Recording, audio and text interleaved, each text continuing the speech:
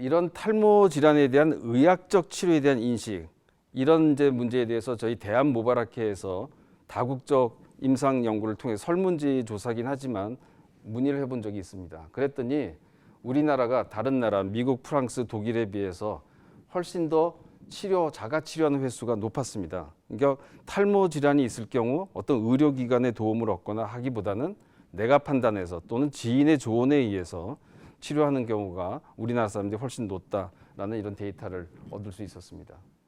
우리나라에 있어서 과연 탈모 질환 환자분들이 병원에 내원 시까지 걸리는 시간이 어떨까? 이게 뭐 객관적인 수치는 안 되겠지만 저희 대한모발학회에서 그 당시에 저희가 조사한 대부분 환자분들이 통계를 냈더니 대부분 탈모로 본인이 판단하고 그걸 이제 걱정되니까 다양한 인터넷 매체를 통해서 또는 뭐 잡지나 지인을 통해서 상의를 하고 거기에 따라서 이제 우리가 흔히 접할 수 있는 화장품이라든가 또는 당시에는 요즘은 없어졌지만 당시에는 부외품들 또는 뭐 여러 가지 민간요법 동원해서 하시다가 그 외에도 좀 반응이 없으면 의료기관을 찾기보다는 아무래도 의료기관 가는 어떤 번거로움 없이 쉽게 구할 수 있는 약물이라든가 기구 이런 데 의존하다가 결국은 이제 병원을 찾게 됩니다. 그때까지가 약 7.3년 걸린다는 거죠.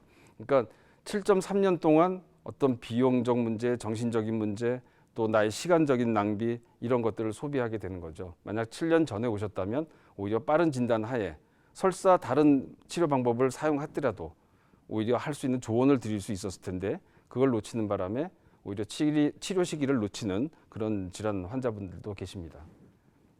대표적인 탈모 질환 몇 가지만 보도록 하겠습니다.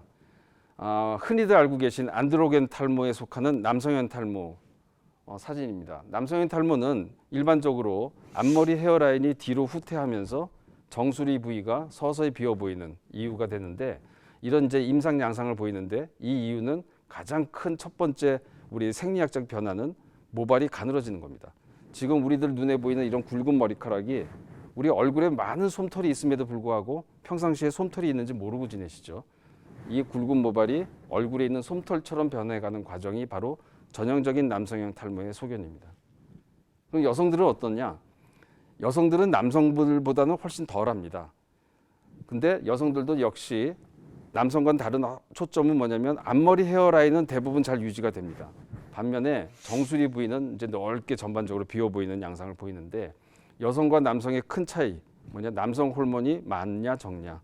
바로 남성 호르몬은 안타깝게도 남성형 탈모, 여성형 탈모에 있어서 안 좋은 호르몬으로 작용하기 때문에 남성들이 탈모 양상이 조금 더 여성들보다는 심하게 됩니다. 그 외에 흔히 주변에서 볼 수 있는 원형 탈모입니다. 원형 탈모는 말 그대로 원형으로 또는 동전 모양으로 어느 날 갑자기 두피가 비어 보이는 이런 전형적인 원형 탈모가 있겠고요. 오른쪽 사진처럼 이런 원형 탈모가 점점 사이즈가 커지다 보면 서로 만나서 큰 모양을 이루곤 되고 이런 큰 모양들은 비어 있는 마치 지도 모양을 이루기도 하고요. 이렇게 다발성으로 생기기도 합니다. 또 아까 잠시 언급해드렸던 두피가 갑자기 흉으로 변해서 모발이 자라지 않는 이제 흉터 형성 탈모는 사실 저희 모발을 다루고 있는 의사 입장에서는 아주 응급 상황입니다. 모발계에 있어서의 응급 상황이기 때문에 초기 진단해야지 더 이상 진전을 억제시킬 수가 있기 때문에 그렇지 않으면 방치할 경우 보통 10년 정도, 20년 정도 지나면 두피 전체의 모발이 대부분 흉으로 변해서 아예 머리카락은 자라지 않는 그런 상황까지 갈 수 있습니다.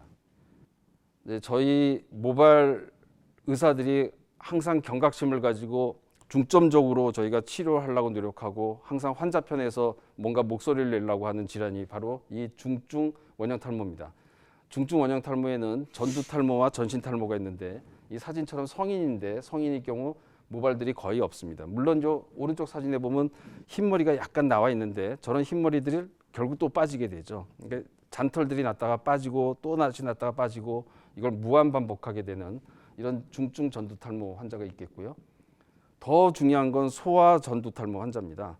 소아일 경우에는 보통 어린 나이 때 시작해서 머리카락이 10년, 20년 자라지 않는 친구들도 꽤 있는데 문제는 이런 성장기 아이들한테는 외모로 보이는 머리카락이 있냐 없냐의 문제뿐만이 아니고 내가 머리카락이 없음으로 인해서 친구들 또 학교 동료 선생님들 또는 주변의 어떤 일가 친척분들 이런 분들이 자기를 멀리한다거나 하는 정신적인 어떤 그런 소외감 이런 것들을 받기 때문에 매우 중요한 질환이라고 할 수 있습니다.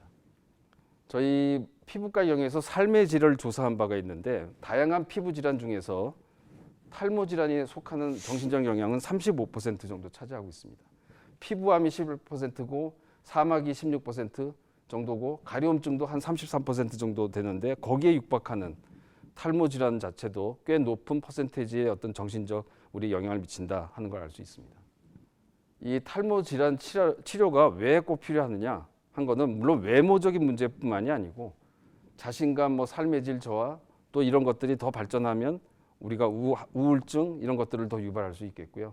아무래도 사회적으로 활동을 우리가 약화시킬 수 있는 그런 계기가 될 수 있고 또 대인관계 기피함으로 인해서 소외되는 느낌 그러다 보면 이제 안 좋은 생각들을 할 수도 있는 이런 악순환이 계속 반복되는 이런 질환이기 때문에 탈모 질환은 꼭 치료해야 되는 우리가 질환으로서 생각해야지 미용적 관념으로만 생각해서는 되지 않는다 이런 말씀을 드리고 싶습니다. 탈모 질환 치료의 현실적인 문제 우리가 걸림돌 무엇인가 생각해 봤는데 중증 원형 탈모 치료에서는 현재까지 과거에 비해서 몇 가지 우수한 치료 약제들, 치료 기구들이 분명히 나와 있고요.